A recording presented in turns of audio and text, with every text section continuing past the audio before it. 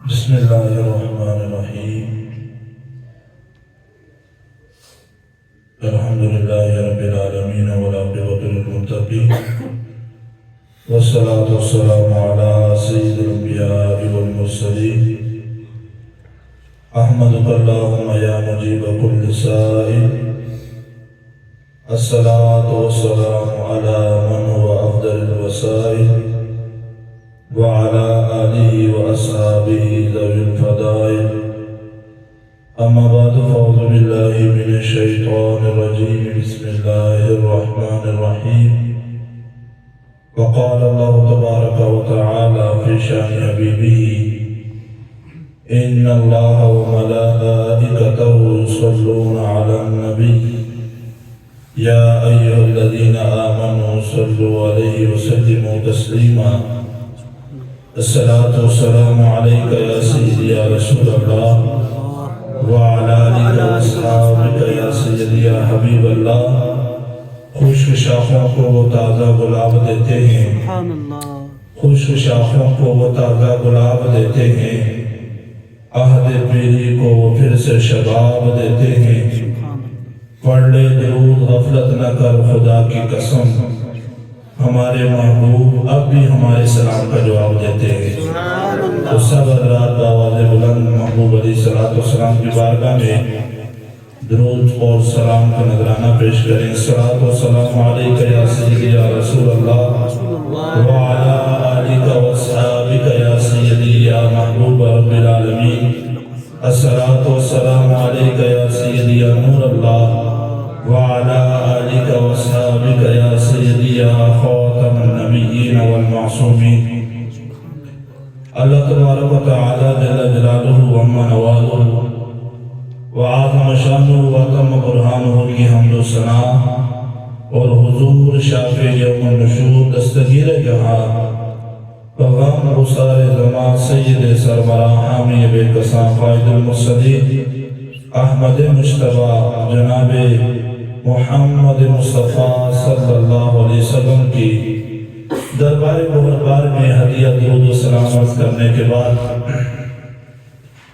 اللہ تعالیٰ کے فضل و توفیق سے اور محبوب علیہ السلام کی نظر عنایت سے ہم سب حضرت علی المرتضی شیر خدا مشکل کشا رضی اللہ تعالیٰ عنہ آپ کی یاد میں اور آپ کے ذکر کے لیے بیٹھے ہیں میں یہ سمجھتا ہوں کہ الحمدللہ ہم اہل سنت و جماعت ہماری یہ خوش نصیبی ہے کہ کوئی بھی ایسا موقع ہو کہ جس میں ہم اپنے پیاروں کا ذکر کریں وہ موقع ہم اپنے ہاتھ سے جانے نہیں دیتے حاضر ضرور لگواتے ہیں باقی قبول کرنا ان بڑوں کے سامنے ہے کہ وہ کس انداز میں قبول کرتے ہیں اور یہ الحمدللہ ہم اہل سنت کو یہ وطیرہ اور یہ جو شان ہے یہ محبوب علیہ السلام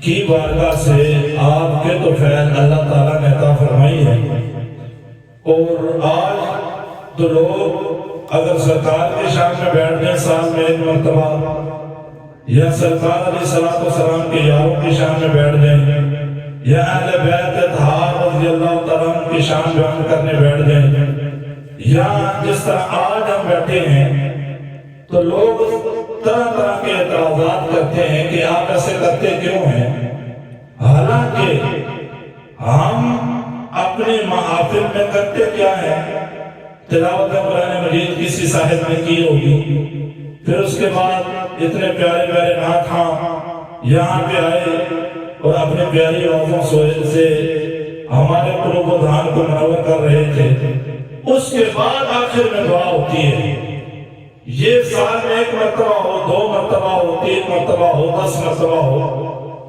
لیکن آپ ابھی جو فرمان سنیں گے آپ حیران رہ جائیں گے کہ ہمارے محبوب علیہ السلام نے ہمیں کتنا نوازا اور کتنی کرم نوازی ہے اہل سنت پر کہ ہمارے گھروں میں جو بچے پیدا ہوتے ہیں بچے جو پیدا ہوتے ہیں وہ بھی پیدا ہونے کے بعد ماں باپ کا نام بعد میں لیتے ہیں، پہلے اللہ اور اللہ کے رسول کا نام لیتے ہیں۔ سبحان اللہ۔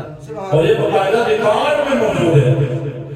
القول القدیم امام صحابی رحمۃ اللہ علیہ نے نقل کیا ہے۔ اس خوش نصیبی کو ذکر کرنے کے بعد میں دوسرے خوشخبری کی طرف آؤں گا۔ محبوب علیہ الصلوۃ والسلام نے ارشاد فرمایا فلا تدركوا اطفالكم على بقائهم سنة، کہا کہ جب تمہارے گھر میں کوئی بچہ پیدا ہو، تمہارے گھر میں جب کوئی بچہ پیدا ہو، وہ مذکر ہو، مؤنث ہو، لڑکا ہو، لڑکی ہو، بچہ ہو یا بچی ہو، سرکار نے فرمایا فلا تدركوا اطفالكم على بقائهم سنة، جب بھی وہ روئے تو اس کے ساتھ زبردستی نہیں کرنا، اس کو چپ کروانے کے لیے اس کو مارنا نہیں، فلا تدركوا، اس کو مارنا نہیں، اطفالکم اپنے بچوں کو علی بکائہم ان کے رونے پر۔ یا رسول اللہ صلی اللہ علیہ وسلم جب بچہ رو رہا ہے اس کے منہ پہ ہاتھ بھی نہیں رکھنا، اس کے رونے پر اپنے جو تیور ہیں وہ بھی تبدیل نہیں کرنے، غصے میں نہیں آنا۔ کیوں؟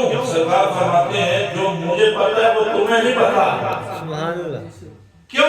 سرکار نے فرمایا وَأَرْبَعَةَ أَشْهُرٍ يَشْهَدُ لَا إِلَٰهَ إِلَّا اللَّهُ، کہا تمہیں ایسے لگ رہا ہے کہ وہ رو رہا ہے، سرکار فرماتے ہیں وہ روتا نہیں ہے، پہلے 4 ماہ سنی مسلمان صحیح عقیدہ بندے اور سرکار کے یاروں اہل بیت کے غلام کے گھر جو بھی بچہ پیدا ہو، سرکار فرماتے ہیں پہلے 4 ماہ جب وہ روتا ہے وہ روتا نہیں، یشہد لا الہ الا اللہ، وہ رب کی توحید بیان کرتا ہے، وہ رب کی توحید بیان کرتا ہے۔ یہ ریکارڈ ہمارے امام صحابی رحمۃ اللہ علیہ، اور یہ وہ امام صحابی ہیں جو آج سے تقریباً 700 سال پہلے دنیا میں تشریف لائے، اور انہوں نے پوری کتاب لکھ دی القول البدیع کے نام سے، سرکار علیہ الصلوۃ والسلام پر درود و سلام کا نذرانہ پیش کرنے کے لحاظ سے سرکار نے فرمایا پہلے 4 ماہ وہ کیا کرتا ہے، رب کی توحید بیان کرتا ہے۔ اس کے بعد میں آپ کو اپنے محفل کا شیڈول بتاؤں کہ ہمارا شیڈول کیا ہے، ہم کس انداز میں محفل سجا کے بیٹھتے ہیں، اور یہ ہمیں یہ ورثہ ملا کہاں سے۔ سرکار فرماتے ہیں دوسرے 4 ماہ جب وہ روتا ہے تمہیں ایسے لگ رہا ہے وہ رو رہا ہے، سرکار فرماتے ہیں روتا نہیں ہے، وَأَرْبَعَةَ أَشْهُرٍ يُصَلِّي عَلَيَّ، وہ دوسرے 4 ماہ جب روتا ہے وہ مجھ پہ درود و سلام کے نذرانے پیش کر رہا ہے۔ اب یار اس سے بڑھ کے میں سمجھتا ہوں کرم نوازی کیا ہو سکتی ہے کہ نماز پہ بھی ثواب مل رہا ہے، حج پہ بھی، زکوٰۃ پہ بھی، اور تسبیح و ذکر پر بھی، درود و سلام پر بھی۔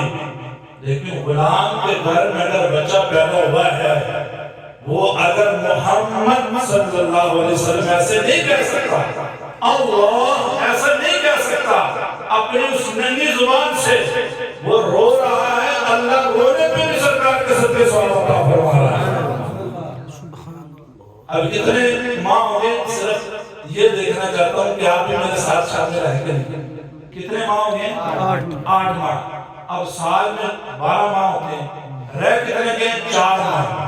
سرکار فرماتے پہلے 4 ماہ کیا کرتا ہے، توحید بیان کرتا ہے، اور دوسرے 4 ماہ مجھ پہ درود و سلام کے نذرانے پیش کرتا ہے، اور تیسرے 4 ماہ کیا کرتا ہے، سرکار فرماتے ہیں استغفار لابویہ۔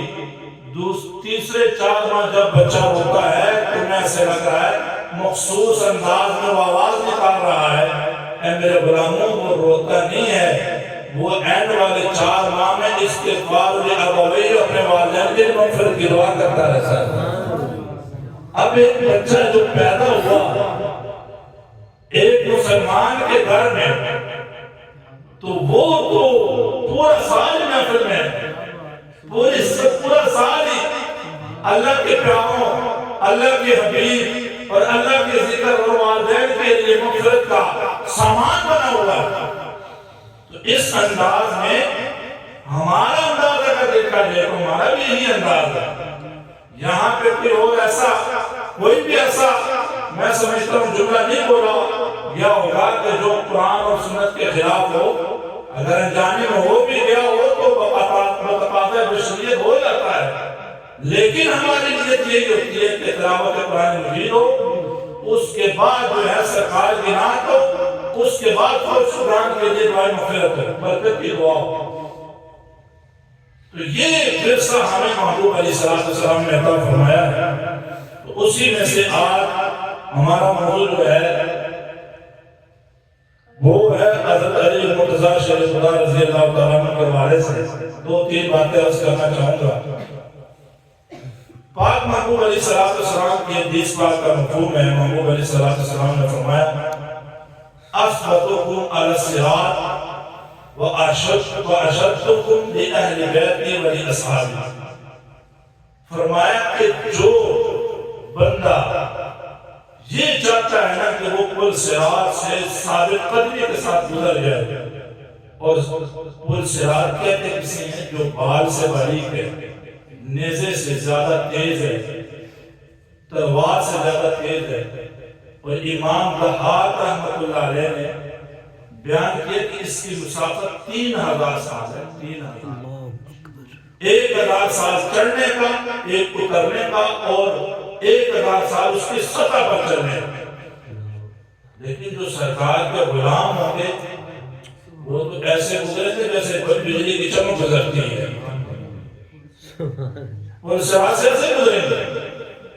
تو سرکار نے فرمایا کہ اگر تم یہ چاہتے ہو نا کہ تم ثابت قدمی کے ساتھ گزرو پل صراط سے، سرکار نے فرمایا 2 چیزیں بتا رہا ہوں، یہ کر لو، اللہ تعالیٰ تمہیں بجلی کی طرح جو ہے پل صراط سے پار کروا کے جنت میں داخلہ عطا فرما دے۔ کون سی؟ فرمایا اشدکم لأہل بیتی ولاصحابی۔ کہا کہ جو میرے اہل بیت اور میرے اصحاب سے محبت میں جتنا گوڑا ہوگا نا، مطلب کہ جتنا سخت ہوگا اور جتنا زیادہ محبت کرنے والا ہوگا، سرکار نے فرمایا پل صراط سے اللہ اس کو اتنے جلدی گزار کے جنت کا مہمان بنا دے۔ سبحان اللہ۔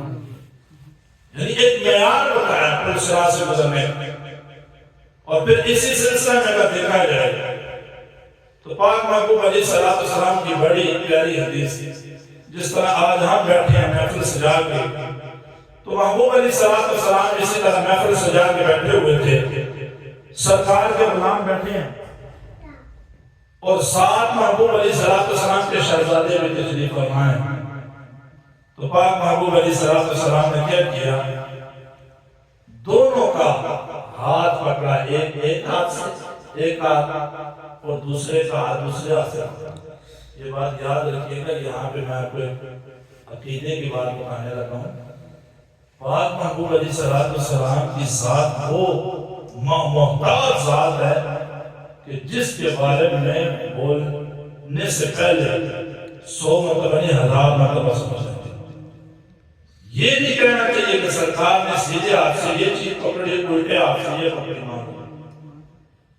ایسے بھی نہیں کہنا۔ نہ یہ کہنا ہے کہ دائیں ہاتھ سے یہ پکڑی بائیں سے، یہ کہنا ہے کہ اس ہاتھ سے یہ والی چیز پکڑی، دوسرے ہاتھ سے یہ چیز پکڑی۔ اس انداز میں گفتگو سرکار کے ہاتھوں کے بارے میں، سرکار علیہ السلام کے ہاتھ مبارک، ان کے بارے میں اس طرح سے گفتگو کرنی چاہیے، اور علماء نے لکھی اس کے بارے میں باقاعدہ۔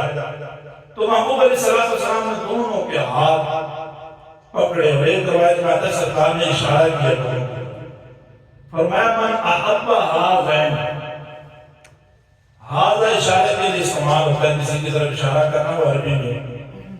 سرکار نے فرمایا جو میرے ان 2 بچوں سے پیار کرے گا، وہ اباہما، اور ان دونوں کے والد محترم حضرت علی مرتضیٰ شیر خدا رضی اللہ تعالی عنہ سے محبت کرے گا، وہ امہما، اور ان کی والدہ محترمہ سے عقیدت رکھے گا۔ کہا کہ یہ بات میرا غلام کہے، اس کو آخری گارنٹی میں دوں گا۔ وہ کیا گارنٹی ہے؟ سرکار فرماتے ہیں ان 2 سے جو محبت کرے گا، حضرت علی مرتضیٰ سے جو محبت کرے گا، ان کی والدہ محترمہ خاتون جنت حضرت فاطمہ الزہرا رضی اللہ تعالی عنہ سے جو عقیدت رکھے گا، سرکار فرماتے ہیں میں اس کو گارنٹی دیتا ہوں، کیا کان معی فی درجتی یوم القیامہ، ان 4 کی محبت جو ہے وہ یہ ہے اللہ اس کو جنت بھی عطا فرمائے گا، جنت میں میرا پڑوس بھی عطا فرمائے گا۔ ان چاروں کی محبت کا انداز اور ان کی شان یہ ہے، ان کا مقام یہ ہے۔ اور پھر یہاں پہ علماء نے باقاعدہ طور پہ گفتگو کی، کہا یہ جو سرکار نے فرمایا کانا معی فی درجۃ یوم القیامہ، کہ قیامت والے دن وہ محبت کرنے والے ان چار ہستیوں سے، وہ میرے ساتھ جنت میں ایسے ہوگا، میرا پڑوسی ہوگا اور میرے درجے میں ہوگا۔ تو فرمایا کہ یہ تو کتابیں بڑی پڑھی ہیں کہ پاک محبوب علیہ السلام کے درجے کو جنت میں آج کا مسلمان کو کیا کوئی ولی بھی نہیں پہنچ سکتا، کوئی سیاسی بھی نہیں پہنچ سکتا، کوئی تابعی، یہاں تک کہ کوئی نبی یا رسول بھی نہیں پہنچ سکتا۔ لیکن سرکار فرماتے ہیں ان چار سے محبت کرنے کا صلہ یہ ہے کہ میں اس کو جنت میں اپنا پڑوس عطا کروں گا۔ اس کا مطلب کیا ہے؟ تو انہوں نے کہا کہ اس کا مطلب یہ ہے کہ سرکار علیہ السلام اور یہ جو امتی چار ہستیوں سے جو محبت کرنے والا ہے، ان دونوں کا جنت میں لاکھوں کروڑوں اربوں بلکہ اس سے بھی زیادہ درجات کا فرق ہوگا۔ سرکار اتنی بلندی پر ہوں گے اور یہ امتی اتنا نیچے ہوگا، لیکن ان چاروں کی محبت کے صدقے سے اور ان کی شان کی وجہ سے یہ جنت میں جب بھی چاہے گا مجھے اللہ وہ دعا چہرے کا دیدار عطا کر دے، تو ان سے محبت کی وجہ سے اللہ سارے پردے ہٹا کر وہ دعا چہرے کا دیدار عطا کرتا ہے۔ نعرہ تکبیر، اللہ اکبر، نعرہ رسالت یا رسول اللہ، نعرہ رسالت یا رسول اللہ، نعرہ حیدری یا علی، نعرہ حیدری یا علی، کرم اللہ وجہہ الکریم۔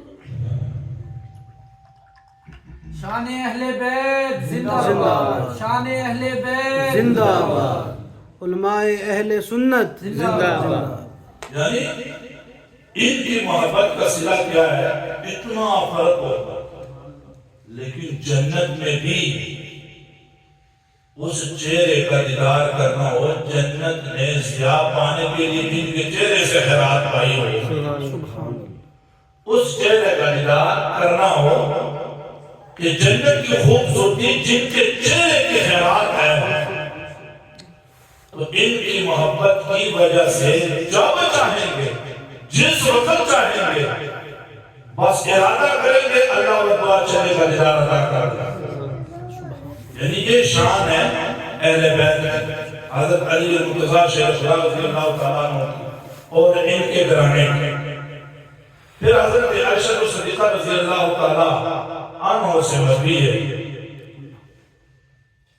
آپ نے اپنے ابا حضور حضرت صدیق اکبر رضی اللہ تعالیٰ عنہ سے پوچھا، ابا حضور میں نے آپ کو جب بھی دیکھا ہے،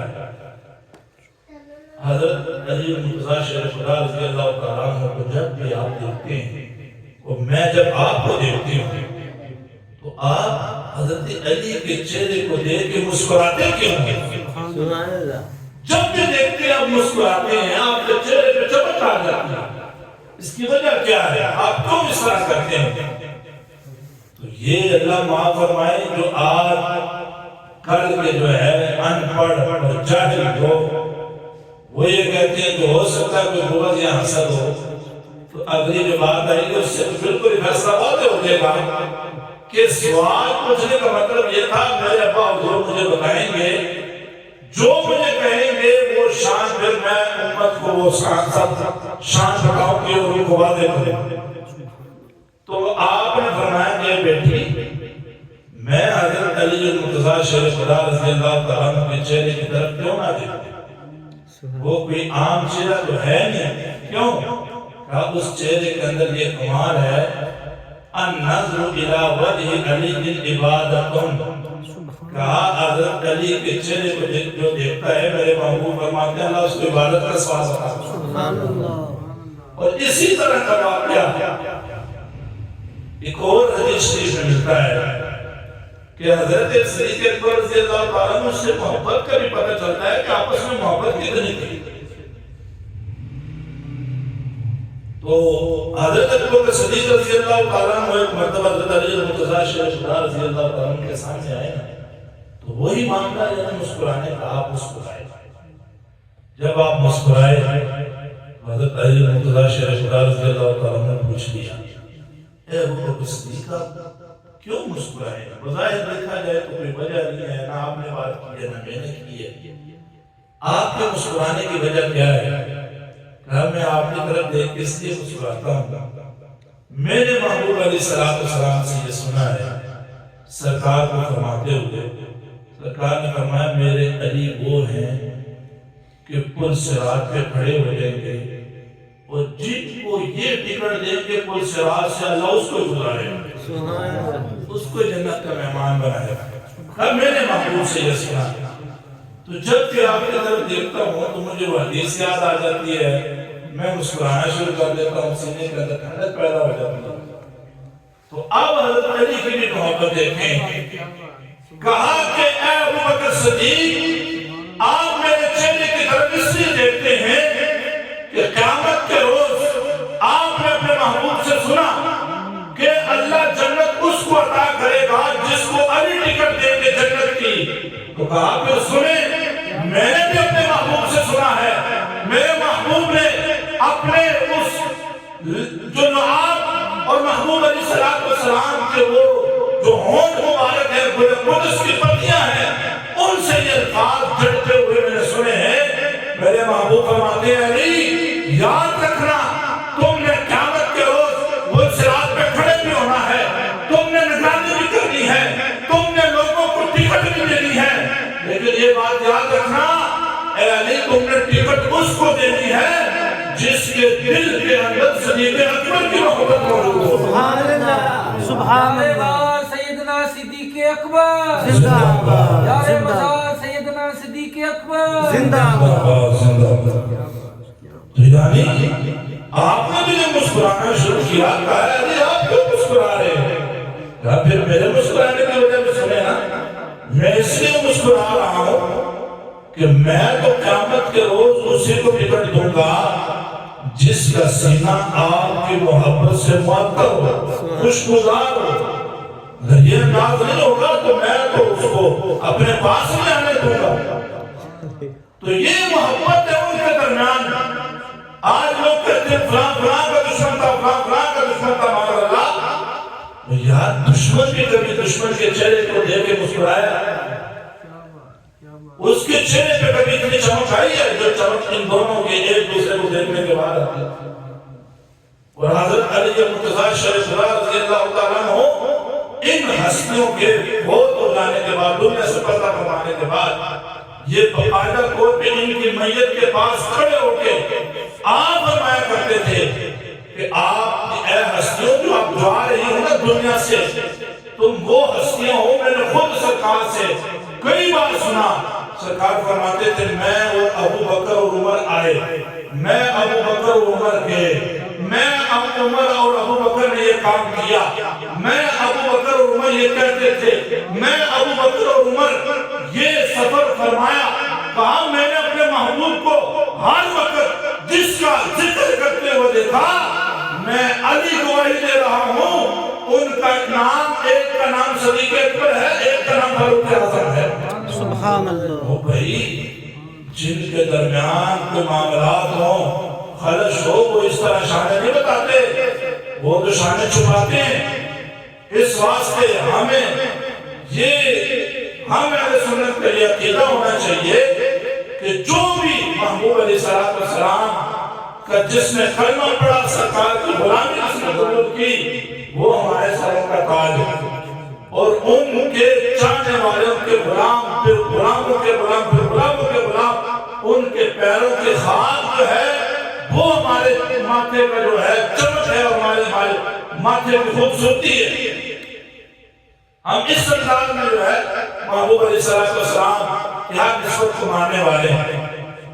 اور پھر مستدرک للحاکم میں بڑی پیاری بات، بڑی پیاری بات، اور میں نے بات اس لیے آگے بڑھائی، میں آپ کے شوق کو دیکھ رہا ہوں، اللہ آپ کو سلامت رکھے، بڑے ماشاءاللہ بہت سے سن رہے ہیں، اور میں سمجھتا ہوں کہ اسی انداز سے ہی سننا چاہیے، کیونکہ دنیاوی جو کام ہے، معاملات یہ ختم نہیں ہونے، اور ایک بات یاد رکھیے گا، یہاں پہ بڑی پیاری بات امام غزالی رحمۃ اللہ علیہ کی یاد ہے. آپ سے کسی نے پوچھا نا وَمَا خَلَقْتُ الْجِنَّ وَالْإِنسَ إِلَّا لِيَعْبُدُونِ، کہ اللہ تعالیٰ اس میں بارے میں فرماتا ہے پہلی سورت میں کہ میں نے انسان اور جنوں کو نہیں پیدا کیا مگر اپنی عبادت کے لیے. اب یہ عربی کا اصول ہے، عربی کا قانون ہے. نفی کے بعد جب اس بات آئی میں نے نہیں کیا مگر یہ کام، تو اس میں تاکید ہوتی ہے، اس کے اندر یہ بتانا ہوتا ہے کہ یہ کام کتنا ضروری ہے. تو سرکار علیہ السلام پر اترا ہوا قرآن اور اس کے پارہ نمبر 27 جو اللہ نے یہ فرمایا میں نے نہیں پیدا کیا انسان کو مگر اپنی عبادت کے لیے.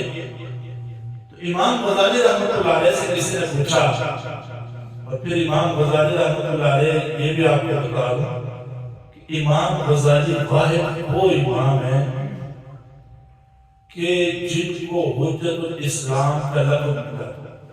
اور حجت الاسلام اس کو کہتے ہیں کہ جس کو 1 لاکھ 2 3 یا 6 لاکھ نہیں 12 لاکھ نہیں، جس کو سرکار علیہ السلام کی تشریف آوری کے بعد جب سرکار علیہ السلام نے پیاری آنکھ مبارک ایسے کھولی، اس کے پہلے سیکنڈ سے لے کے سرکار علیہ السلام کی ظاہری پردہ فرمانے کے آخری سیکنڈ تک سب زبانی یاد ہو اسے حجت الاسلام کہا جاتا ہے. اور یہ صرف ایک ہی امام غزالی کے. ان سے جب پوچھا گیا تو اس کا مطلب تو پھر یہ بنتا ہے کہ اگر کوئی بندہ بیوی بچوں میں بیٹھتا ہے تو وہ تو اللہ کا نافرمانی عبادت تو نہیں کر رہا ہے، وہ تو نافرمانی کر رہا ہے. جب اللہ نے کہہ دیا کہ میں نے انسان کو صرف اور صرف اپنی عبادت کے لیے ہی پیدا کیا ہے، تو جب وہ دکان میں ہوگا، جب وہ اپنے معاملات میں ہوگا، جب وہ کسی کے ساتھ گفتگو کر رہا ہوگا، جب وہ کھانا کھا رہا ہوگا، جب وہ سو رہا ہوگا، تو اس انداز میں پھر یہ کس زمرے میں یہ بات جائے گی؟ قرآن بھی تو سچا ہے، قرآن کی کوئی بات تبدیل نہیں ہو سکتی. تو پھر یہ انسان کیا کرے؟ تو آپ نے فرمایا اس کا حل ہے نا. فرمایا کہ جس بندے کا اٹھنا بیٹھنا اور سونا کھانا پینا، والدین کے پاس بیٹھنا، بیوی بچوں کے پاس بیٹھنا، دکان میں جانا، بازار میں جانا، تجارت کرنا، مال کمانا، دنیا داری میں جانا، اگر یہ سب کچھ سنت کے مطابق ہوا تو کہا تم ایسے سمجھو جیسے وہ ہر وقت اللہ کی عبادت کر رہا ہے. کہا تو وہ ایسے ہی ہے جیسے وہ ہر وقت اللہ کی عبادت میں وقت گزار رہا ہے. اگر اس کا اٹھنا بھی سنت کے مطابق ہو، اس کا بیٹھنا بھی سنت کے مطابق ہو، اس کا کھانا پینا سونا سب کچھ جب سنت کے مطابق ہوگا تو اس آیت پر وہ سچا ثابت ہوگا. یہی وہ انسان ہوگا جس کو اللہ تعالیٰ ہر وقت عبادت کا شرف عطا فرمائے. یعنی یہ بیٹھنے کے لحاظ سے اور آپ کی بات جو ہے وہ سننے کے حوالے سے میں نے یہ بات کی آپ کے سامنے. آخری روایت مصدق الحاکم کی بڑی پیاری روایت ہے. جب فتح مکہ ہوا، اب سب کو پتہ ہے، یہ آپ سمجھے رہتے ہیں ماشاءاللہ، تو فتح مکہ کے بعد پاک محبوب علیہ السلام نے حضرت علی مرتضیٰ شیخ خدا رضی اللہ تعالیٰ عنہ کا ہاتھ ایسے پکڑا، ہاتھ پکڑا اور خانہ کعبہ کے اندر لے گئے، خانہ کعبہ شریف کے اندر لے گئے. تو اس میں 360 بت تھے ہر دن کے حوالے سے. تو پاک محبوب علیہ السلام نے حضرت علی مرتضیٰ شیخ خدا رضی اللہ تعالیٰ عنہ نے وہ جو بت ہیں جو نیچے تھے سب کو گرایا تھوڑا سا، لیکن جو اوپر تھے ہاتھ پہنچ نہیں رہا تھا. تو حضرت علی مرتضیٰ شیخ خدا رضی اللہ تعالیٰ عنہ نے سرکار سے یہ عرض کی، یا رسول اللہ آپ میرے کندھوں پر سوار ہو ہیں، یہ جو اوپر والے ہیں یہ آپ ایسے توڑ کے نیچے گرا کر. تو سرکار علیہ السلام نے فرمایا اے علی تمہاری محبت کو اللہ سلامت رکھے، لیکن یہ جو بار نبوت ہے تم اس کو اٹھا نہیں سکو گے. لہذا تم بت بھی تو گرانے ہیں اور میں تمہارے کندھوں پہ سوار بھی نہیں ہو سکتا، تو پھر کیا کرے گا؟ سرکار نے فرمایا پھر آ جاؤ اور اس جسم اقدس پر اے علی تم سوار ہو جاؤ۔ نعرہ رسالت، نعرہ رسالت، نعرہ حیدری، نعرہ حیدری۔ تو کہا کہ آپ آنے پھر میرے کندھوں پر سوار ہو جاؤ۔ مستدرک الحاکم میں بھی یہ بات موجود ہے اور مدارج النبوت میں بھی یہ بات موجود ہے۔ تو جب حضرت علی رضی اللہ تعالیٰ عنہ کو کندھوں پر سوار کیا تو کندھوں پر سوار کرنے کے بعد آپ نے سارے خود نیچے گرائے۔ جب آپ نیچے آئے تو حضرت علی المرتضیٰ شیر خدا رضی اللہ تعالیٰ عنہ نے مسکرانا شروع کیا۔ جس طرح میں ساری باتیں وہ غور سے سنی، آپ اس پوائنٹ کو جو غور سے سننا ہے کہ میرے مولا علی کی شان کیا ہے اور ان کو اللہ نے بلندی کتنی عطا کی ہے۔ جب آپ سرکار کے جسم اقدس سے اطہر سے مبارک جسم سے نیچے آئے تو آپ نے مسکرانا شروع کیا۔ آپ مسلسل مسکرا رہے ہیں، مسلسل مسکرا رہے ہیں۔ تو سرکار علیہ السلام تو سب کو جانتے تھے۔ کہا اے علی یہ تو بتاؤ مسکرا کیوں رہے ہو؟ تمہارے چہرے پہ تبسم کیوں ہے؟ اس کی وجہ کیا ہے؟ تو آپ نے بڑا پیارا جواب دیا۔ آپ نے کہا کہ یا رسول اللہ صلی اللہ علیہ وسلم میں کیوں نہ مسکراؤں؟ جب میں نے آپ کو یہ عرض کی کہ آپ میرے کندھوں پہ سوار ہوں، آپ نے انکار اس وجہ سے کیا کہ تمہارے نبوت کو اٹھا نہیں سکتا، پھر آپ نے مجھے یہ پیشکش عطا فرمائی، میں آپ کے کندھوں پر سوار ہوا، لیکن میں جب آپ کے کندھوں پر سوار ہوا مجھے اللہ نے اتنی بلندی دی، اتنی بلندی دی، اتنی بلندی دی کہ انی لو شئت نلت افق السماء۔ یا رسول اللہ میں اتنا اوپر چلا گیا، اگر میں چاہتا نلت افق السماء تو میں اسمان کو بھی ہاتھ لگا لیتا۔ کہاں میں اتنا اوپر چلا گیا، اتنا اوپر۔ جب اتنا اوپر گیا تو مسکرانے کی اس میں کیا بات ہے؟ کہا یا رسول اللہ اس کے بعد ہے، وہ بات یہ ہے کہ جب میں اتنی بلندی پہ چلا گیا، جب میں نیچے آیا زمین پر اتنی بلندی سے نہ مجھے چوٹ لگی، نہ مجھے خراش آئی، نہ مجھے زخم آیا، نہ میرا پاؤں ٹوٹا، نہ میرے بازو کو کچھ ہوا۔ یا رسول اللہ میں اس پہ مسکرا رہا ہوں کہ جس علی کا ہاتھ آسمان کو ٹچ کرے اور آسمان کو ٹچ کرنے کے بعد جب حکم نبی پر واپس نیچے آئے تو چوٹ نہ لگے، میں اس پہ مسکرایا۔ تو سرکار نے فرمایا یہ بھی مسکرانے کی اس میں کوئی وجہ نہیں ہو سکتی۔ کہا کیوں؟ کہا علی جس کو لے جانے والا نبیوں کا سردار ہو اور واپس لے کے آنے والا فرشتوں کے سردار حضرت جبریل علیہ السلام ہو، اے علی اس کو چوٹ کیسے لگ سکتی ہے؟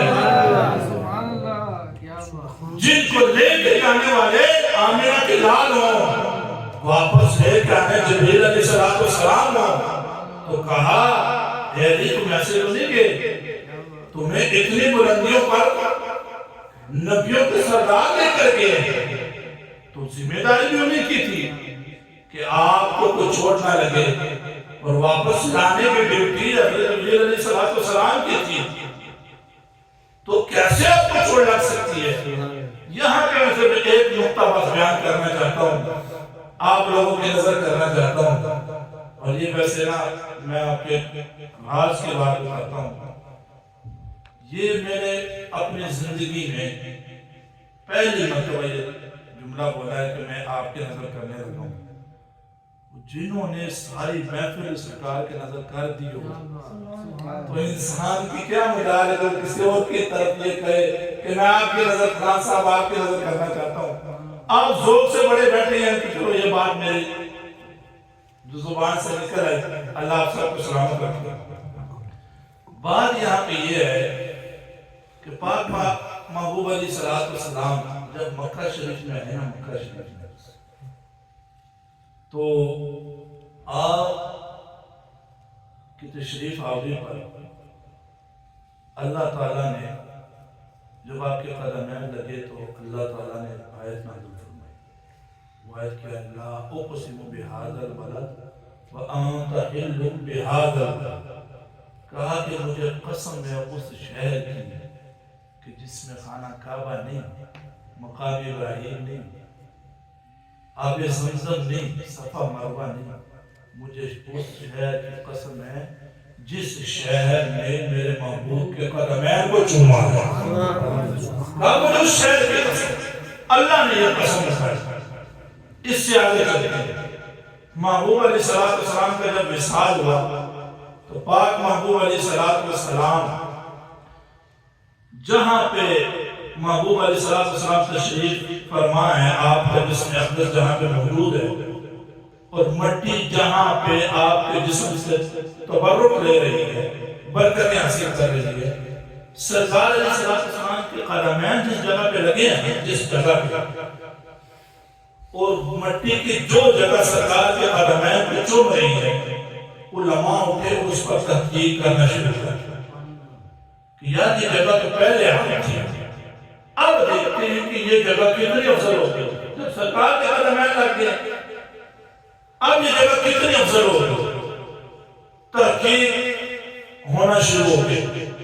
کسی نے کہا کہ اللہ کی زمین سے، کسی نے کہا مکہ سے افضل، کسی نے کہا مدینہ شریف سے بھی افضل، کسی نے کہا مقام ابراہیم سے بھی افضل، کسی نے کہا خانہ کعبہ سے بھی افضل ہے، کسی نے کہا کہ ساتوں آسمانوں سے بھی افضل ہے، کسی نے کچھ کہا، کسی نے کچھ کہا.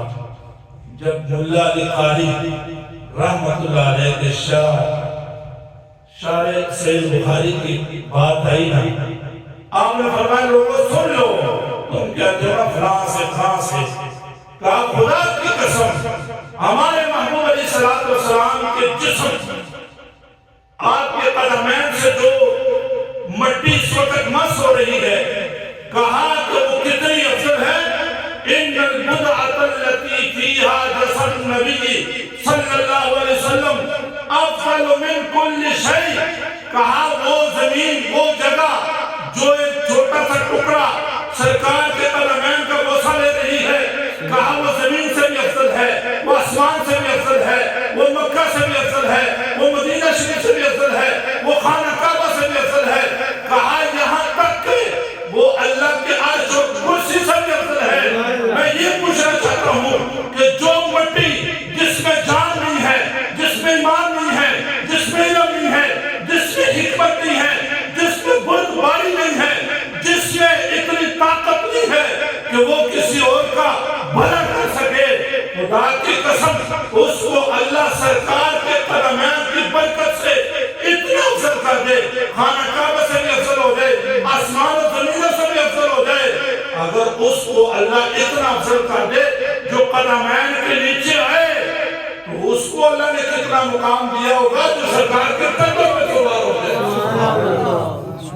جو سرکار کے قدموں مبارک پر اگر سوار ہو جائے تو اللہ نے ان کو کتنی شان عطا کی ہوگی. اور پھر وہ ہوں میں کون کہ جن کے بیٹے جنتی نوجوانوں کے سردار ہیں، جن کی زوجہ محترمہ جنتی عورتوں کی سردار ہیں، اور جو خود ولیوں کے سردار ہیں، اور پھر سرکار کے کندھوں پر سوار ہو رہے ہیں، تو اللہ نے ان کو کتنی شان عطا فرمائی ہوگی. اس واسطے یہ جو ہستیاں ہیں، آخری بات بس میں عقیدے کی کرنے لگا ہوں. ہم حضرت علی المرتضیٰ شیخ خدا رضی اللہ تعالیٰ پہلے نمبر پہ حضرت ابوبکر صدیق، پھر فاروق اعظم، پھر حضرت عثمان غنی، پھر حضرت علی المرتضیٰ شیخ خدا رضی اللہ تعالیٰ، پھر اہل بیت کے جو افراد ہیں. آج کچھ لوگ کہتے ہیں معاذ اللہ سرکار بڑے خوش نصیب تھے، بڑے خوش نصیب نانا تھے کہ اللہ نے ان کو امام حسن و حسین جیسے جو ہے دوترے عطا کیا، نواسے عطا کیا. ہم کہتے ہیں یہ بات بھی اگر کوئی یہ کہے کہ حضرت فاطمہ الزہرا رضی اللہ تعالی عنہ سرکار کی بیٹی ٹھہری، یہ سرکار کی خوش نصیبی ہے، یہ بھی غلط ہے. اگر کوئی یہ کہے کہ اللہ نے یار جو ہے سرکار کو ابو بکر عمر عثمان جیسے عطا کیے، حضرت علی المرتضیٰ جیسے عطا کیے، تو وہ سرکار خوش نصیب ہیں، تو ہم کہتے ہیں کہ یہ بھی بات غلط ہے۔ کیوں؟